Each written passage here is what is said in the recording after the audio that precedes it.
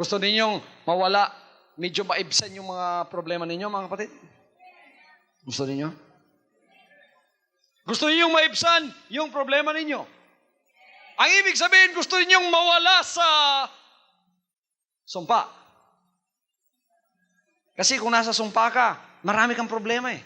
Bawat takbang mo, may problema ka. Nakasumpa yung buhay mo.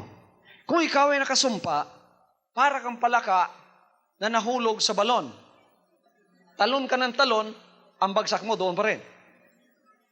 Amen?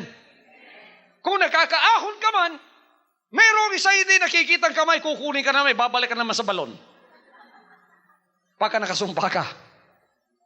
Pagka ikaw naman ay nasa pagpapala, para kang palaka pa rin. Na lukso ng lukso, isang lukso mula, nakakaahon ka na sa balon. Pagka nahuhulog ka sa balon, meron namang kamay na kumukuha sa iyo at inaalis ka sa balong yon. Balon ng mga problema. Yan ang buhay ng pagpapala.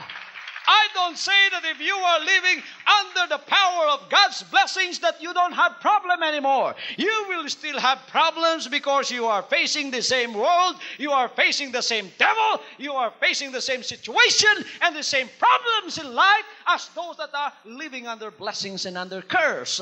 But the difference is that God is with you and He is going to save you. He said if you pass through the waters, if you go through the fire, the Lord said, I will be with thee. Nasa sa iyo ang Panginoon.